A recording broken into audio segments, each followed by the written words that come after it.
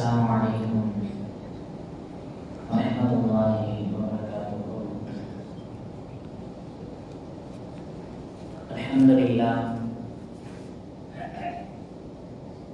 Alhamdulillahirabbil alamin. Assalatu wassalamu ala rasulil karim wa ala alihi wa sahbihi ajma'in, amma ba'd. A'udzu billahi minasy syaithanir rajim. Bismillahirrahmanirrahim. Iqra bismi rabbikal ladzi khalaq. Wa qala Rasulullah sallallahu alaihi wasallam, afdalul jihadi kalimatun jahilun 'inda kalimatun 'adilun 'inda sultanin jahil, atau kama qala alaihi salatu wassalam. புகழனைத்தும் அல்லாஹ் ஜல்ல ஷானஹு தஆலா ஒருவனுக்கு உரித்தான மாகிதான். சாந்தியும் சமாதானமும் அன்பும் கருணையும் அகிலத்தின் அருள்படை அண்ணல் பெருமானார் ரசூலுல்லாஹி ஸல்லல்லாஹு அலைஹி வஸல்லம் அவர்களின் மீதும் அவர்களை சுற்றப்பிசாமல் பின்பற்றி வாழ்ந்து வந்த உத்தம சத்திய சஹாபாக்கள், தாபீன்கள், தபா தாபீன்கள், நாதாக்கள், ஷஹதாக்கள், அலியாக்கள், குறிப்பாக நாம் நம்மை சார்ந்தோர் அனைவர் மீதும் என்றென்றும் ஒன்றாக எல்லாம் வல்ல ரப்பல் ஆலமீன் புனிதமிகு ஜும்ஆவுடைய நாளில் நாம் செய்யக்கூடிய அமல்களை அல்லாஹ் தஆலா ஏற்றுக்கொள்வானாக. இந்த ஜும்ஆவுடைய நாளில் நாம் செய்யக்கூடிய துஆக்களை அல்லாஹ் தஆலா அங்கீகரிப்பானாக. இந்த நாளில் அல்லாஹ் அருள்கின்ற இயற்கின்ற எல்லா கைதுகளையும் எல்லா பரக்கத்துகளையும் எல்லா நன்மைகளையும் முழுமையாக அடைந்து அதை அனுபவிக்கக்கூடியவர்களாக அல்லாஹ் தஆலா நம் அனைவர்களையும் மாற்றி அருள் புரிவானாக. ஆமீன். கண்ணியமிக்க அல்லாஹ்வின் நல்லடியார்களே,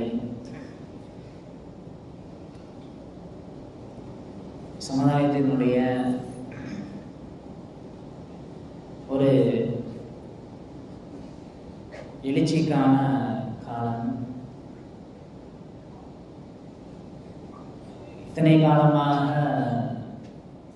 எல்லா சமூகத்தினராலும் புறத்தள்ளப்பட்ட ஒரு தவறான முத்திரை குத்தப்பட்ட இஸ்லாமிய சமூகமாக நாம் வாழ்ந்து வருகின்றோம். வருத்தத்திற்குரிய விஷயம் என்னன்னு சொன்னா, இன்றைய நடப்பு நிகழ்வு பிரகாரம் பார்த்தோம் அப்படின்னா,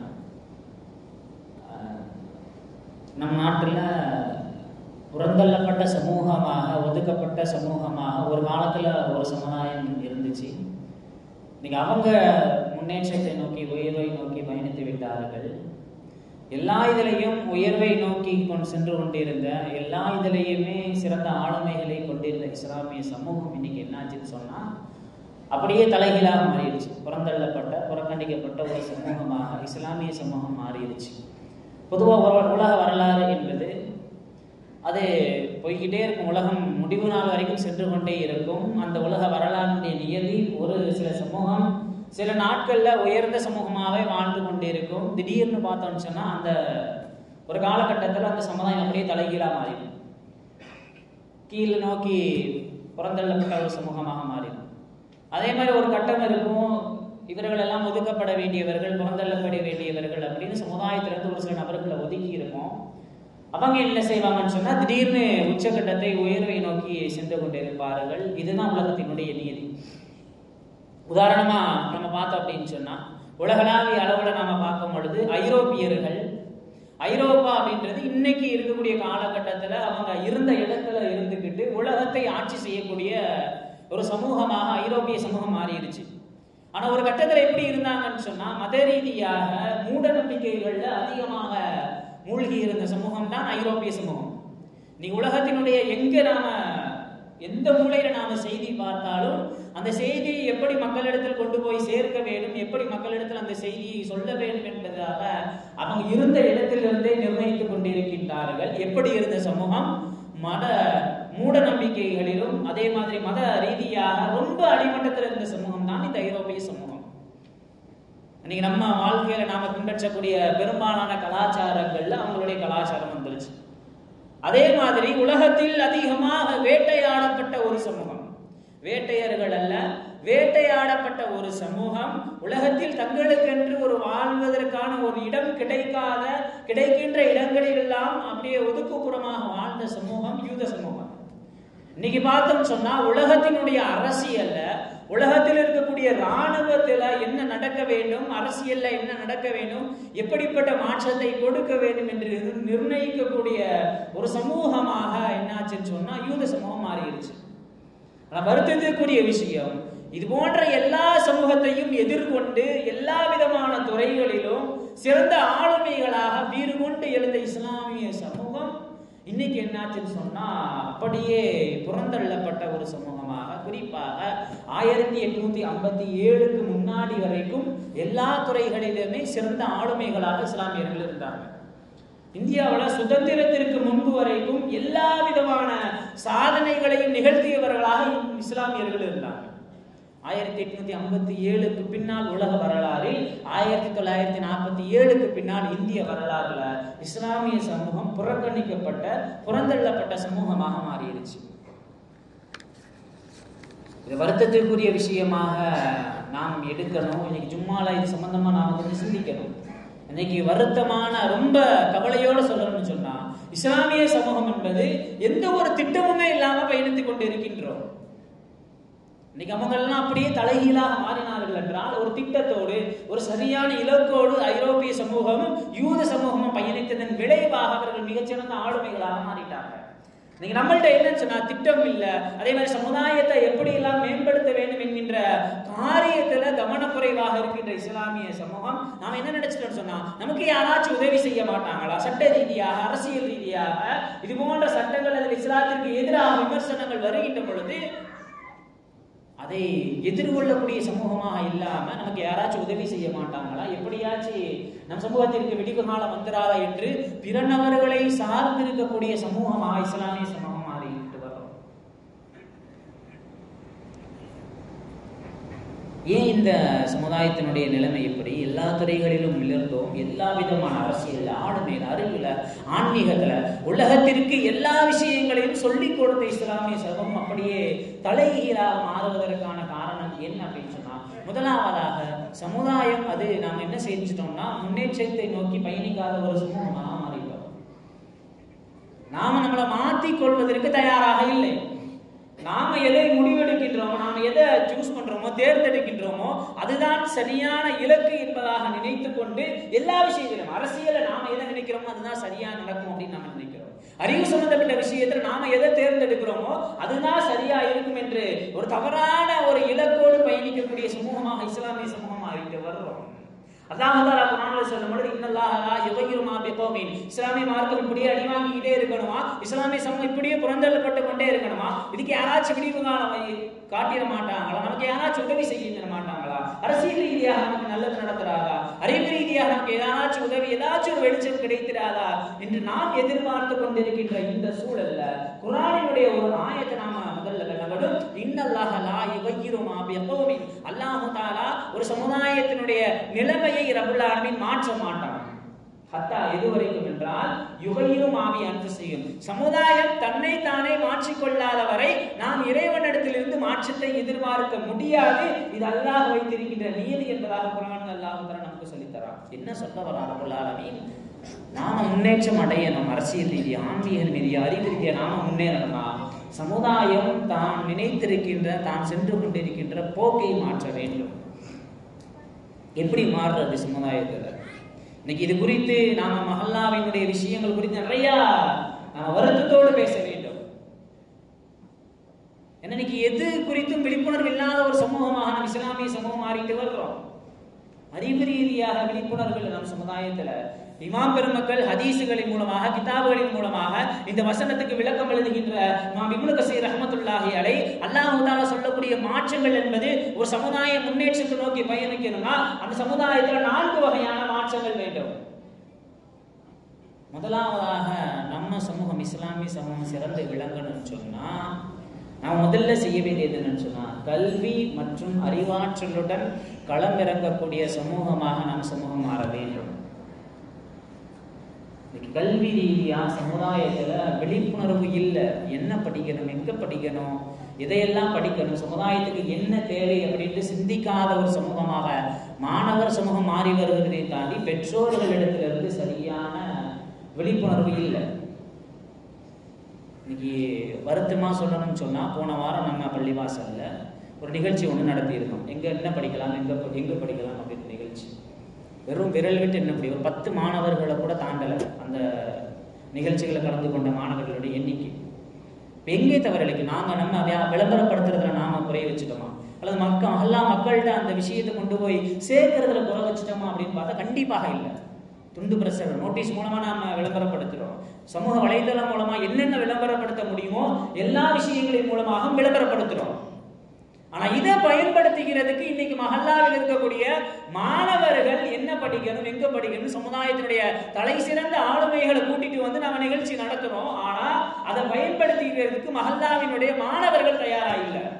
அப்ப யோசிக்கணும், அவங்க எந்த இலக்கை நோக்கி பயணிச்சுக்கிட்டு இருக்கிறாங்க அப்படின்றதை தாண்டி பெற்றோர்கள் அப்ப என்னத்தை என்ன செய்யணும்னு சொன்னா, படிக்க வைக்கிறோம் பிள்ளைகளை. எந்த விஷயத்துல தேர்ந்தெடுத்து செலவழிக்கிறோம், வியர்வை ரத்தமாக சிந்தி நாம முழு உழைப்பையும் நம் பிள்ளைகளுடைய கல்விக்கு நாம செலவழிக்கிறோம் அப்படின்னு சொன்னா, அந்த கல்வித்துறையில் பயணிக்கக்கூடிய நம்ம பிள்ளைகள் சரியான முறையில எடுத்து அந்த விஷயத்தை சரியான முறையில் பயன்படுத்திக் கொள்கிறார்களா என்று இந்த மஹல்லாவில் இருக்கக்கூடிய எல்லா பெற்றோர்களும் ஆண் பெண் உட்பட சிந்தித்து பார்க்கணும். ரொம்ப வருத்தத்துக்கு விஷயம். 10 பேர் தான் இருக்கிறாங்க மாணவர்கள் சமுதாயத்தில். 10 பேர் தான் மாணவர்களா இருக்கிறாங்களா? 10, 11, 12 படிக்கக்கூடிய மாணவர்கள் அனைவரும் கலந்து கொள்ளுங்க. உங்களுக்கான சரியான இலக்கை நிர்ணயிப்பதற்கான ஒரு உறுதுணையாக இந்த நிகழ்ச்சி இருக்கும் அப்படின்னு சொல்லிட்டு ஒரு விளம்பரப்படுத்துறோம். வருத்தமா இருக்கு, இன்னைக்கு 10 பேர் தான் மாணவர்கள் கலந்துக்கிறாங்க. அப்ப எங்கே தவறு இழைக்கிறதுன்னு சொன்னா, இது சம்பந்தப்பட்ட விழிப்புணர்வு இன்னைக்கு இருக்கக்கூடிய பெற்றோர்கள்ட்ட இல்லை. நாம் என்ன நினைச்சுக்கணும்னு சொன்னா, பிள்ளைய காலையில அனுப்பிச்சு விட்டோம்னு சொன்னா அதுக்கப்புறம் பிள்ளை பள்ளிக்கோ கல்லூரிக்கோ போயிட்டு சாயங்காலம் வந்துச்சுன்னா அதோட நம்ம முடிந்தது என்று நினைத்து இந்த விஷயத்தில் அப்படியே விழிப்புணர்வு இல்லாமல் இருந்து பல பட்டம் பெற்ற மாணவர்கள் இன்னைக்கு சாதாரணமாக மளிகை கடைகளிலும் ஹோட்டல்களிலும் உணவுப் பொருட்களை டெலிவரி செய்யக்கூடிய பட்டதாரிகளாக நம் மஹல்லாவில் அதிகமான மாணவர்கள் உருவாகி வருகின்றார்கள். இந்த வருத்தத்தோட இந்த விஷயங்களை நாம சிந்திச்சு பார்க்கணும். நீங்க படிச்ச படிப்புக்கு வேலை கிடைக்காம சில கடைகளில் கூட அந்த மாணவரை பார்த்து வேலை கிடைக்காத ஒரு சூழலாக நம் இஸ்லாமிய சமூகம் மாறி வருகின்றது. அப்ப இவ்வளவு நாள் செலவழிச்ச அந்த பொருளாதாரத்திற்கான வெளிப்பாடு நம்ம பிள்ளையை கொண்டு போய் இது மாதிரியான இடங்களில் வேலைக்கு விடுவதற்காக மட்டும்தானா என்கின்ற ஒரு கவலையோடு இந்த விஷயத்தை நாம சிந்திச்சு பார்க்க வேண்டும். 2006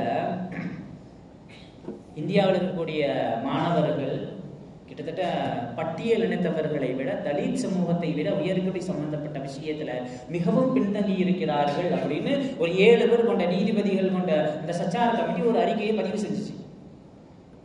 அதுக்கப்புறம் தான் என்னாச்சுன்னா, சமூகத்துல இதுக்கு மேல நாம் இன்னும் படிக்கணும், இன்னும் உயர்கல்வியை நோக்கி செல்லணும் அப்படின்னு சொல்லிட்டு ஒரு விழிப்புணர்வு வந்துச்சு. அந்த விழிப்புணர்வு தொடர்ந்து கொண்டே இருக்கின்றது. ஆனா வெளி ஊர்களை நாம் கொஞ்சம் ஒப்புமைப்படுத்தி கம்பேர் பண்ணி பார்க்கும்போது நம்ம ஊர்ல ரொம்ப கம்மி. ஒவ்வொரு வருடமும் நிகழ்ச்சி நடத்தக்கூடியவர்கள் அந்த சமுதாயத்தினுடைய ஆளுமைகள் நமது பகுதிக்கு வருகின்ற பொழுது, ஏன் உங்க ஊர்ல மட்டும் இப்படி மோசமான சூழலாக உயர்கல்வி சம்பந்தப்பட்ட ஒரு சூழல் உருவாகி வருகிறது என்கின்ற கேள்விக்கு பதில் சொல்ல முடியாதவர்களாக நாம் நின்று கொண்டிருக்கின்றோம். இன்னைக்கு நம்ம ஊரினுடைய நிலைமை ரொம்ப மோசமா போய்கிட்டு இருக்கு. ஏதாவது ஒரு வகையில் நம் சமுதாயத்தை கல்வி ரீதியாக அவனை நாம் வலிமைப்படுத்துகின்ற பொழுதுதான் அனைத்து தவறுகளில் இருந்தும் அவன் விலக்கியவனாக, அனைத்து ஹராமான விஷயங்களில் இருந்தும் பாதுகாப்பு பெற்றவனாக மாறுவான். சமுதாயத்தினுடைய பெற்றோர்கள்ட்ட இது குறித்த விழிப்புணர்வு இல்லை. நமக்கெல்லாம் தெரியும், கொஞ்ச நாளைக்கு முன்னாடி UPSC எக்ஸாம் ரிசல்ட் வந்துச்சு. அதாவது IAS எக்ஸாம் ரிசல்ட் வருத்தத்துக்குரிய விஷயம் என்னன்னு சொன்னா, அந்த எக்ஸாம்ல மொத்தமா கிட்டத்தட்ட 1000 பேர் பாஸ் ஆவாங்க இந்திய லெவல்ல. அந்த பாஸ் ஆகக்கூடிய 1000 பேர்ல மொத்தமே பாஸ் ஆனது இஸ்லாமியர்கள் 30 பேர் தான். வெறும் 3% குறைவான நபர்கள் மட்டுமே என்ன செஞ்சிருக்காங்கன்னு சொன்னா அந்த எக்ஸாம்ல பாஸ் ஆகியிருக்கிறாங்க. இன்னும் வருத்தத்துக்குரிய விஷயம், ஆல் இண்டியா ரேங்க் அப்படின்னு சொல்லிட்டு ஒரு 100 நபர்களை வெளியிடுவாங்க. அந்த 100 நபர்கள்ல, அதாவது முதலாவது கூடிய 100 நபர்கள்ல இஸ்லாமியர்கள் எத்தனை பேர் பார்த்தோம்னா வெறும் 2 பேர் தான். அரசாங்கம் பல திட்டங்களை வகுத்து உங்களுக்கு நாங்கள் எல்லா விதமான ஏற்பாடுகளையும் செய்து கொடுக்கின்றோம், நீங்க வரணும், வந்து அந்த திட்டத்தில் சேர்ந்து நீங்கள் பயனடைந்து படித்து அந்த துறைக்கு செல்ல வேண்டும் என்கின்ற எல்லா விதமான திட்டங்களையும் அரசு நமக்கு கொடுப்பதற்கு தயாராக இருக்கின்றது. சமுதாயத்துல அதை பயன்படுத்தி கொள்வதற்கு கூட இன்னைக்கு சமுதாயத்தினுடைய இளைஞர்கள் தயாராக இல்லை. ரொம்ப இதெல்லாம் யோசிக்கல அப்படின்னு சொன்னா சமுதாயம் மிக மோசமான ஒரு நிலைக்கு தள்ளப்படக்கூடிய ஒரு நிலைமை நம்ம ஹல்லாவில் உருவாகிவிடும். ரசூலுல்லாஹி ஸல்லல்லாஹு அலைஹி வஸல்லம் இந்த விஷயத்தை தான் கையில் எடுத்தார்கள். இந்த ஒரு விஷயத்தை தான் ரசூல் ஸல்லல்லாஹு அலைஹி வஸல்லம் அவர்கள் சமுதாயம் உயர்ந்த சமுதாயமாக மாறணும். சஹாபாக்கள் நபி ஸல்லல்லாஹு அலைஹி வஸல்லம் அவங்க தொழுகைக்காக வேண்டி அல்லது மற்ற விஷயங்களுக்காக வேண்டி ஆர்வப்படுத்தி உயர்ந்த சமூகமாக, ஈமான் சம்பந்தப்பட்ட விஷயத்தில் உயர்ந்த சமூகமாக மாற்றினார்கள் என்பதையும் தாண்டி ஒட்டுமொத்த மதீனா மக்களும் அவர்கள் உயர்ந்தவர்களாக இருக்கணும்னு சொன்னா ரசூல் ஸல்லல்லாஹு அலைஹி வஸல்லம் அவர்கள் கையில் எடுத்த முதல் விஷயம் என்னன்னு சொன்னா கல்வி குறித்த விஷயத்துல சரியான இலக்கை நிர்ணயித்து எந்த நேரத்துல கல்வி குறித்த விழிப்புணர்வை நம்ம சமுதாயத்துக்கு கொடுக்கணும் அப்படின்ற விஷயத்துல ரசூலுல்லாஹி ஸல்லல்லாஹு அலைஹி வஸல்லம் அவங்க ரொம்ப தூரநோக்கு சிந்தனையோட இருந்தாங்க. நமக்கெல்லாம் தெரியும் பத்ர் யுத்தம் அப்படின்னா நம்மளை பொறுத்த வரைக்கும் அது நம்மளால நடந்துச்சு. பத்ர் யுத்தம் சொன்னா மலக்குமார்கள் அல்லாஹ் தஆலா இறங்கி போர் செய்தான், மலக்குமார் ரசூல் ஸல்லல்லாஹு அலைஹி வஸல்லம் துஆவிற்கு வெற்றி கிடைத்தது. எல்லாம் ஆன்மீக ரீதியாக சிந்திக்கக்கூடிய சமூகமாக நாம் மாறிட்டோம். இன்னைக்குமே அறிவு ரீதியாக சிந்திக்கக்கூடிய சமூகம் மட்டுமே சிறந்த சமூகமாக மாறும். பத்ர் யுத்தம் என்பது முழுக்க ஆன்மீகத்திற்கான வெற்றி தான். 17ல ரமலான் மாதத்துல நோன்பு வைத்த நிலையில சஹாபாக்கள் போரிட்டார்கள். வெறும் 313 எண்ணிக்கை கொண்ட சஹாபாக்கள் ஒரு பெருங்கொண்ட கூட்டத்தை வெற்றி பெற்றார்கள். ரசூல் ஸல்லல்லாஹு அலைஹி வஸல்லம் அவர்கள் துஆ செய்தார்கள், யா அல்லாஹ் இந்த கூட்டம் அழிந்து விட்டால் உன்னை வணங்குவதற்கு ஆள் இல்லை என்று துஆ செய்கின்ற அளவிற்கு முஸ்லிம்களுடைய ஈமானிய உணர்வை சோதித்து பார்க்கக்கூடிய ஒரு போராக பத்ர் யுத்தம் இருந்தது. இதுவெல்லாம் நாம் பார்த்திருக்கின்ற ஆன்மீக பார்வை. பத்ர் யுத்த காலம் ஆன்மீகத்துக்கு கொஞ்சம் வெளியே வந்து பார்த்தோம்னா உலகத்திற்கு ராணுவ கட்டமைப்பை முதலாக பாடம் எடுத்தது பத்ர் யுத்தம் தான். எந்த இடத்துல 313 பேர் ஆன்மீக ரீதியாக விஷயத்தை தாண்டி வெளியே வந்து ரசூல் ஸல்லல்லாஹு அலைஹி வஸல்லம் அவர்கள் கட்டமைத்த அரசியல் அமைப்பை அந்த பத்ர் யுத்தத்தில் நாம பார்க்கணும். ரசூல் ஸல்லல்லாஹு அலைஹி வஸல்லம் அவர்கள் கட்டமைத்த ராணுவ அமைப்பை இந்த பத்ர் யுத்தத்தில் நாம பார்க்கணும். எந்த இடத்துல எந்த சஹாபியை நிப்பாட்டணும், எப்படி போர் செய்யும், மலக்குமார்களை எல்லாத்துல இறங்கி போர் செய்தான் என்பதையும் தாண்டி சஹாபாக்கள் தங்கள் மூலமாக தங்களால் முடிந்த அளவிற்கு ராணுவ ரீதியாக அந்த போரில் கலந்து கொண்டார்கள் என்பதை நாம் சிந்தித்து பார்க்க வேண்டும். இது எல்லாத்தையும் விட பத்ர் யுத்த காலத்துல கைதிகளாக பிடிக்கப்பட்ட நபர்கள் கொண்டு வந்து மஸ்ஜித் நபவி வாசல்ல கட்டி வச்சாச்சு. மஸ்ஜித் நபவியுடைய வாசல்ல காஃபிர்கள் கட்டி வைக்கப்பட்டிருக்கின்றார்கள் கைதிகளாக. ரசூலுல்லாஹி ஸல்லல்லாஹு அலைஹி வஸல்லம் அவங்க பார்க்கறாங்க கைதிகள் அவர்கள் தங்களுடைய கைகளில் விலங்கிடப்பட்டு இருக்கின்றார்கள். வந்திருப்பவங்க எல்லாமே இந்த முஸ்லிமாமார காஃபிர்களா இருக்கிறாங்க.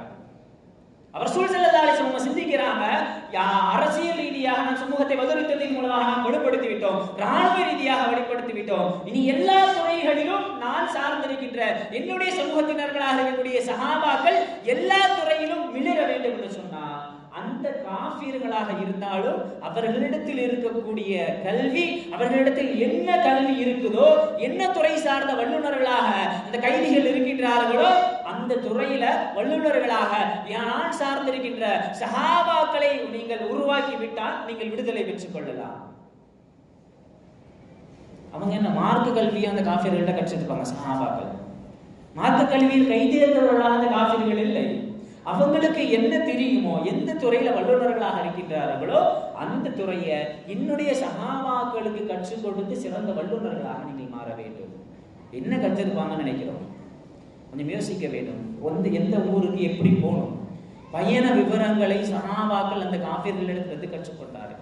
வியாபாரம் தான் அன்றைய காலத்தினுடைய அன்றைய சமுதாயத்தினுடைய அத்தியாவசிய தேவையாக வியாபாரம் இருந்துச்சு. அப்ப வியாபார துறையில் சிறந்த வல்லுநர்களாக ஆக ஆகுவதற்கான துணை துறைகளாக எதுவெல்லாம் இருக்கின்றதோ எந்த ஊருக்கு எப்படி பயணம் மேற்கொள்ளலாம் என்கிற விஷயத்தை சஹாபாக்கள் காஃபிர்களிடத்திலிருந்து கற்றுக்கொண்டார்கள். சீதோஷண நிலைமை, வெதர், கிளைமேட், ஒரு ஊருக்கு எந்த நேரத்துல போனா அந்த நேரத்துல அந்த கிளைமேட், அந்த சூழ்நிலையை எதிர்கொள்ளக்கூடிய சமூகமாக நாம இருக்க முடியும் என்கின்ற அந்த வெதர் அண்ட் கிளைமேட் இன்ஸ்டேஷன்ஸை அந்த காஃபிர்களிடத்திலிருந்து கற்றுக்கொண்டார்கள். தட்பவெட்ப சூழ்நிலைகளை சஹாபாக்கள் அந்த துறையில வல்லுநர்களாக ரசூல் ஸல்லல்லாஹு அலைஹி வஸல்லம் அவர்கள் உருவாக்கினார்கள். அதே போன்று பொருட்கள் ரீதியாக எந்த பொருளை எந்த நாட்டில் கொண்டு போய் வியாபாரம் செய்தால் சிறந்த லாபம் பெறலாம் என்கின்ற பொருளாதார ரீதியான வல்லுநர்களாக அந்த விஷயத்தை அந்த கைதிகளாக இருந்த காஃபிர்கள் எடுத்திருந்து சஹாபாக்கள் கற்றுக்கொண்டார்கள். கடைசியில் எழுதுறாங்க கரன்சி. இன்னைக்கு உலகத்தினுடைய பொருளாதாரத்தை நிர்ணயிக்கக்கூடிய அந்த கரன்சி வேல்யூ, நாணயத்தினுடைய பண மதிப்பை ரசூல் ஸல்லல்லாஹு அலைஹி வஸல்லம் அவர்கள் அன்றே தன்னுடைய சஹாபாக்களுக்கு, அது காஃபிர்களாக இருந்தாலும் அந்த அறிவு என்னுடைய தோழர்களுக்கு கொண்டு போய் சேர வேண்டும் என்று பண மதிப்பு குறித்த விஷயங்களை ரசூல் ஸல்லல்லாஹு அலைஹி வஸல்லம் அவர்கள் சஹாபாக்களுக்கு அந்த காஃபிர்களை கற்றுக் கொடுக்க சொன்னார்கள். இதுதான் ரசூல் ஸல்லல்லாஹு அலைஹி வஸல்லம் அவர்கள் கட்டமைத்த, கல்வி ரீதியாக கட்டமைத்த இஸ்லாமிய சமூகம். இன்னைக்கு நாம படிக்கிறோம், நம்ம பிள்ளைகளை ஸ்கூலு, காலேஜ் எல்லாத்திலையும் நாம சேர்க்கிறதுக்கு தயாரா இருக்கோம். ஆனா எல்லா காலத்திற்கும் பயன்படக்கூடிய, எல்லா காலத்திலும் அவர்கள் அதை வரக்கூடிய பிரச்சனைகளை எல்லாம் மேற்கொள்ளக்கூடிய கல்வியாக நம்முடைய பிள்ளைகளுக்கு நாம கற்றுக் கொடுத்திருக்கிறோமா? அல்லது குறைந்தபட்சம் அந்த காலத்துல எதை கற்றால் எல்லா விதமான பிரச்சனைகளிலும் தாக்கு பிடிக்கக்கூடிய ஒரு மாணவ சமூகமாக நம்முடைய பிள்ளைகள் மாறிடுவாங்க அப்படின்ற நோக்கத்தில் நம்முடைய பிள்ளைகளுக்கு உயர்கல்வி சம்பந்தப்பட்ட விஷயத்துல வழிகாட்டுதலை நம்ம கொடுத்திருக்கிறோம். ஏதோ ஒன்று ஆசைப்படுறான் பையன் அப்படின்ற காரணத்துக்காக வேண்டி பையன் ஆசைப்பட்டான், அது சரியா தவறா அப்படின்ற யோசிக்காம பிள்ளைகள் பொருளாதாரத்தை செலவழிப்பதற்கு தயாராக இருக்கின்றார்கள் பெற்றோர்கள். குர்ஆன் அல்லாஹ் தஆலா நமக்கு இஸ்லாமிய மார்க்கத்தை பொறுத்த வரைக்கும் 5 தூண்களில் மார்க்கம் கட்டமைக்கப்பட்டிருக்கின்றது. 5 தூண்களை பார்த்தாலும் கொள்கை ரீதியாக, இபாதத்துகள் ரீதியாக வரக்கூடிய விஷயங்களை இன்னும் சொல்ல போனா 5 தூண்களை முழுமையாக விளக்கக்கூடிய குர்ஆனினுடைய முதல் வசனத்தை நாம பார்த்தோம்னாலே நாம எந்த அளவுக்கு கல்வி ரீதியாக முன்னேற வேண்டும் என்பதை நாம் விளங்கிக் கொள்ளலாம். தொழுகை முக்கியம்தான், நோன்பு வைக்க வேண்டும், ஹஜ் செய்ய வேண்டும், ஜகாத் கொடுக்கணும், ஈமான்ல உறுதியா இருக்கணும். எல்லா அமல்களையும் எல்லா சட்டங்களையும் விளக்கக்கூடிய குர்ஆன் அல்லாஹ் தஆலா ஆரம்பிக்கும் பொழுது ஏதாச்சும் ஒரு இபாதத்துகள் சம்பந்தமான சிறப்புகளை வச்சு அல்லாஹ் தஆலா ஆரம்பிச்சிருக்கலாம். ஆனா குர்ஆனினுடைய முதல் வசனம் என்ன? இக்ரா நபியே நீங்கள் ஓதுவீராக என்று குர்ஆனை அல்லாஹ் தஆலா முதல் வசனமாக வைத்து ஆரம்பித்ததற்கான காரணம், சமுதாயம் எங்கு சென்றாலும் கல்வி ரீதியான முன்னெடுப்புகளை முன்னெடுக்காத ஒரு சமூகம் அது சிறந்த சமூகமாக நிலைத்திருக்க முடியாது உலக வரலாற்றுல. இந்த விஷயத்தை நாம விளங்காம என்ன செஞ்சிருக்கிறோம்? இபாதத்துகள் ரீதியாகவே நாம் என்ன செஞ்சிடலாம், எல்லா விதத்திலையும் முன்னேறிடலாம் என்று ஒரு தவறான கண்ணோட்டத்தில் நாம் நினைத்துக் கொண்டிருக்கின்றோம். ஆதம் அலைஹிஸ்ஸலாம் அவர்களை படைத்த ரப்புல் ஆலமீன், தன் கரத்தால் படைத்த ரப்புல் ஆலமீன் ஆதம் அலைஹிஸ்ஸலாம் அவர்கள் மனித படைப்பாக அல்லாஹ் தஆலா படைக்கிறான். ஆனால் அந்த மனித படைப்புக்கு அல்லாஹ் தஆலா மலக்குமார்களை சஜ்தா செய்ய சொன்னதற்கான காரணம் நிறைய இருக்கலாம். கண்ணியம் ரீதியாக அல்லது தன் படைப்பை கண்ணியப்படுத்துவதற்காக நிறைய காரணங்களை நாம் நினைத்துக் கொள்ளலாம். நம்மளாம் பார்க்கறதுலாம் ஆன்மீக ரீதியான காரணம். அந்த மலக்குமார்களை அல்லாஹ் தஆலா ஆதம் அலைஹிஸ்ஸலாம் அவர்களுக்கு சஜ்தா செய்ய வைத்ததற்கான காரணமாக குர்ஆன்ல நிறைய வரும். அதுல ஒன்று வஅல்லம ஆதமல் அஸ்மாஅ குல்லஹா. ஆதம் அலைஹிஸ்ஸலாம் அவர்களுக்கு மலக்குமார்களுக்கு என்ன டிஃபரண்ட், என்ன வித்தியாசம் சொன்னா, மலக்குமார்களுக்கு ஒரு பொருளினுடைய அமைப்பு எப்படி இருக்குன்னு தெரியும். ஒரு பொருள்னா அது இப்படி இருக்குன்னு தெரியும். ஆதம் அலைஹிஸ்ஸலாம் அவங்களுக்கு மலக்குமார்களுக்கு என்ன வித்தியாசம்னா, ஆதம் அலைஹிஸ்ஸலாம் அவர்களுக்கு அல்லம ஆதமல் அஸ்மாஅ குல்லஹா, ஒரு பொருள் எப்படி இருக்கும், அந்த பொருளினுடைய பெயர் என்ன என்கின்ற அறிவை விஞ்ஞானம் சார்ந்த, அறிவு சார்ந்த, கல்வி ரீதியான அந்த ஒரு விஷயத்துல ஆதம் அலைஹிஸ்ஸலாம் அவர்கள் ஒரு ஸ்டெப், ஒரு ஸ்டேஜ் உயர்ந்தவர்களாக இருந்ததனால் அல்லாஹ் தஆலா மலக்குமார்களை ஆதம் அலைஹிஸ்ஸலாம் அவர்களுக்கு சஜ்தா செய்ய வைத்தார். இன்னைக்கு இது குறித்து சிந்திக்காத ஒரு சமூகமாக நாம் என்ன செஞ்சுட்டோம் சொன்னா மாறிட்டு வர்றோம். கல்வி ரீதியாக சமுதாயத்தை பலப்படுத்தாதவரை என்னைக்குமே சமுதாயத்தில் மாற்றம் வராது. முதல் விஷயம். இரண்டாவதாக, பள்ளிவாசல் கல்வி கற்க வேண்டும், கல்வி ரீதியான விஷயங்களை பெற்றுக்கொள்ள வேண்டும் அதையும் பள்ளிவாசலோடு தொடர்புடைய விஷயமாக என்ன செய்ய எல்லாத்தையும் பெற்றுக்கொள்ள வேண்டும். இன்னைக்கு அப்படி ஒரு சமூகமாக நம் சமூகத்தை மாற்றிவிட வேண்டும் என்பது என்கின்ற நோக்கில் தான் நம் பள்ளிவாசல சிறப்பாக எல்லா விஷயங்களும் ஏற்பாடு செய்கிறோம். அதை பயன்படுத்திக் கொள்ளாத சமூகமாக இன்னைக்கு ஒரு சமூகம் மாறிட்டு வர்றோம். கல்வி ரீதியான தேவைகள், ஆன்மீக ரீதியான, அதே போன்று உளவியல் ரீதியான எல்லா விதமான தேவைகளும் மஹல்லாவிற்கு சமகாலத்தின் என்ன தேவையோ அதை கொடுக்கக்கூடிய ஒரு சிறப்பு வாய்ந்த மஹல்லாவாக நம் மஹல்லா உருவாகி வருகின்றது. நம் பள்ளிவாசல் உருவாகி வருகின்றது. அதை பயன்படுத்திக் கொள்ளாத மக்களாக நாம் மாறி வருகின்றோம். எல்லா விஷயங்களையும் பெற்றுக்கொள்ள வேண்டும், எடுத்துக்கொள்ள வேண்டும். அதை பள்ளிவாசலோடு தொடர்பு படுத்தி நாம் எடுத்துக்கொள்ள வேண்டும். சஹாபாக்கள் இதுலதான் வெற்றி பெற்றார்கள். சஹாபாக்கள் பெரிய பெரிய பள்ளிக்கூடங்களுக்கோ பெரிய பெரிய கல்லூரிகளுக்கோ சென்று கல்வி ஞானத்தை பெற்று சிறந்தவர்களாக மாறவில்லை. பத்ர் யுத்த களத்திலும் அந்த கல்வியை கொடுத்தார்கள் காஃபிர்களிடத்தில் ரசூல் ஸல்லல்லாஹு அலைஹி வஸல்லம் அவர்கள் எல்லா துறை சார்ந்த அறிவுகளையும் பெற்றுக்கொள்ள சொன்னார்கள். அதுவும் எங்க வச்சுனா மஸ்ஜித் நபவியுடைய வாசல்ல வச்சு. நீங்க பள்ளிவாசல்லாம் வெறும் ஆன்மீகத்திற்கு மட்டுமான இடம் அப்படின்ற ஒரு தவறான சிந்தனையோட நாம் இருக்கிறோம். சஹாபாக்களுக்கு என்ன தேவை இருந்தாலும் என்ன செய்வாங்க, அவங்க தங்களுடைய தேவைக்கான அந்த விடையை, தங்களுடைய தேவையை பள்ளிவாசல வந்து தான் பெற்றுக்கொள்வாங்க. எந்த அளவுக்குன்னா, நம்மளை பொறுத்த வரைக்கும் பள்ளிவாசல நிவாத்துகளுக்கான இடம் மட்டும் நான் நினைச்சுக்கிட்டு இருக்கோம். சஹாபாக்கள் என்ன செய்வாங்கன்னா, நைட்டு தூக்கம் வரலன்னா கூட பள்ளிவாசலுக்கு வரக்கூடிய ஒரு தன்மை சஹாபாக்கள் இருந்துச்சு. ரபியா அப்படின்னு சொல்லக்கூடிய சஹாபி, அன்னைக்குதான் திருமணம் முடிஞ்சிச்சு அந்த சஹாபிக்கு. அந்த சஹாபியினுடைய வேலை என்னன்னு சொன்னா, எப்ப ரசூல் ஸல்லல்லாஹு அலைஹி வஸல்லம் தஹஜ்ஜுதுக்காக எழுந்தாலும் ரசூல் ஸல்லல்லாஹு அலைஹி வஸல்லம் அவங்களுக்கு ஒழு செய்வதற்கு, சுய தேவைகளை நிறைவேற்றுவதற்கான தண்ணீரை ஏற்பாடு செய்யக்கூடிய ஒரு பணி யார் செஞ்சீங்கன்னா, ரபியான்னு சொல்லக்கூடிய சஹாபி செஞ்சுக்கிட்டு இருக்காங்க. அந்த சஹாபி திருமணம் முடிஞ்சிருச்சு. முடிஞ்ச அன்ற இரவு அந்த சஹாபி படுக்கிறாங்க, திரும்பி படுக்கிறாங்க, இடம் மாறி படுக்கிறாங்க. எல்லா விதமான வசதிகள், புது மாப்பிள்ளை எல்லா விதமான வசதிகளும் செஞ்சு கொடுக்கப்பட்டுச்சு. ஆனாலும் தூக்கம் வரல. நாம இரவு நேரத்துல ஏதோ ஒரு அசௌகரியத்தின் மூலமா தூக்கம் வரலன்னா என்ன செய்வோம்? வீட்டு கதவை திறந்து போட்டு நம்மளால என்ன முடியுமோ அதை செய்வாங்க. சஹாபாக்கள் தூக்கம் வரவில்லை என்றாலும் அந்த சஹாபி என்ன செஞ்சாங்கன்னா, நேரா எந்திரிச்சு வந்து அந்த இருக்கக்கூடிய மஸ்ஜித் நபவியில இருந்து சஹாபிக்கு வந்துட்டாங்க. தஹஜ்ஜுதிற்காக வேண்டி வெளியே வந்த ரசூலுல்லாஹி ஸல்லல்லாஹு அலைஹி வஸல்லம் பார்க்கறாங்க, தன்னுடைய திரையை விலக்கி பார்க்கறாங்க. உள்ள ரபியா தஹஜ்ஜுதினுடைய வேளையில மஸ்ஜித் நபவியில் அமர்ந்து கொண்டிருக்கின்றார்கள். இப்படிப்பட்ட சமூகமாக சஹாபாக்கள் சமூகம் இருந்ததனால் தான் எல்லா விதமான தேவைகளுக்குமான தீர்வை பள்ளிவாசலில் வந்து பெற்றுக்கொண்ட சமூகமாக சஹாபாக்கள் சமூகம் இருந்ததனால தான் சஹாபாக்கள் சமூகம் பாதுகாப்பான எல்லா துறையிலும் விளரக்கூடிய சமூகமாக சஹாபாக்களுடைய சமூகம் மாறி இருந்தார்கள். இன்னைக்கு நாம் அப்படியே பள்ளிவாசலை விட்டு தூரமாகக்கூடிய சமூகமாக நாம் மாறி வருகின்றோம். இந்த இரண்டு விஷயங்களை எடுத்து பின்பற்றிய சமூகம் மட்டுமே சமுதாயத்துல உயர்ந்த சமூகமாக மாற முடியும். இப்ப கல்வி குறித்த விழிப்புணர்வு சமுதாயத்தில் அதிகமா வேணும். இன்னும் ஒரு சில தினங்கள்ல 12th ரிசல்ட் வரப்போகுது.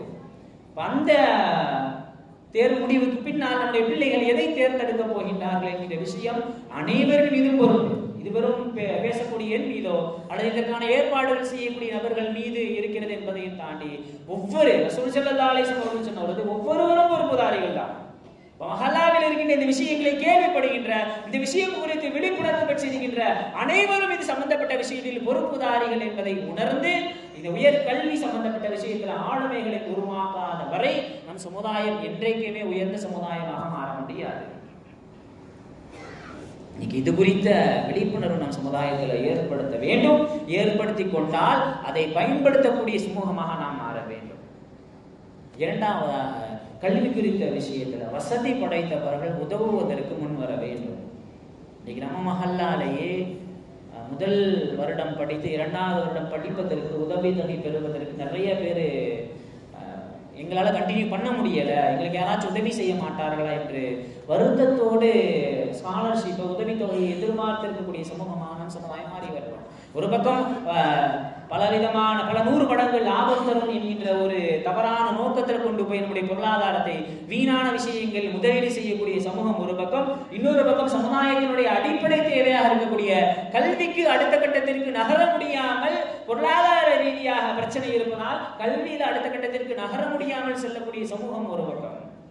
வசதி படைத்தவர்கள் தங்களுக்கான மறுமைக்கான முதலீடாக நினைத்து இது போன்ற தேவையுடையவர்கள் யார் இருக்கின்றார்களோ, சரியான இலக்கோடு பயணிக்கக்கூடியவர்கள் யார் இருக்கின்றார்களோ அவர்களிடத்தில் சென்று நம்மால் முடித்த உதவிகளை செய்கின்ற பொழுது இது மறுமைக்கான முதலீடாக மாறுவதோடு மட்டுமல்லாமல் சமுதாயத்தில் தலை சிறந்த கல்வியாளர்களை உருவாக்கின்ற பணியில் நாம் நம்மை இணைத்துக் கொள்ளக்கூடிய ஒரு வாய்ப்பாக இதை நாம் நினைத்துக் கொள்ள வேண்டும். ஒரு பக்கம் இப்படி, இன்னொரு பக்கம் என்னன்னு சொன்னா, இது சம்பந்தப்பட்ட உதவித்தொகைகள் கொடுத்தாலும் அது குறித்து விழிப்புணர்வு இல்லை. இன்னைக்கு ஸ்காலர்ஷிப் கொடுக்கிறதுக்கு மகளால நிறைய பேர் தயாராக இருக்கின்றார்கள். ஆனா ஏதோ ஒரு காரணத்திற்காக அது குறித்த விழிப்புணர்வு இல்லாமல் அதையும் பயன்படுத்தி கொள்ளாத ஒரு சமூகமாக நம் சமூகம் மாறி வருகின்றது. இது போன்ற விஷயங்களை சரியான தெளிவான இலக்கோடு கிடைக்கின்ற வாய்ப்புகளை கல்வி ரீதியாக சரியான முறையில் பயன்படுத்தி நம் சமுதாயம் பயணித்தால் மட்டுமே கிட்டத்தட்ட ஒரு 25 வருடங்கள் இந்த இலக்கோடு இந்த சரியான ஒரு தூரநோக்கு சிந்தனையோடு நம் மஹல்லா பயணிக்கிறது என்று சொன்னால் 25 வருடம் 2025 இந்த கல்வி குறித்த விஷயத்துல இன்று பேசப்படுகின்றது. இது போன்ற விஷயங்களை சிந்தித்து நம் சமுதாயத்தில் நடைமுறைப்படுத்தி பயணித்தோம் என்று சொன்னால் கால் நூற்றாண்டில் நிச்சயமாக உலகத்தினுடைய தலை சிறந்த வல்லுநர்கள் எல்லாம் நம் மஹல்லாவில் இருந்து உருவாகுவார்கள். அப்படிப்பட்ட ஒரு பணிக்கு எல்லாம் நம் அனைவரையும் உதவியாளர்களாக எல்லாம் மாற்றி அருள் புரிவானாக. அல்ஹம்துலில்லாஹி ரப்பில் ஆலமீன். அஸ்ஸலாமு அலைக்கும் வரஹ்மத்துல்லாஹி வபரகாத்துஹு.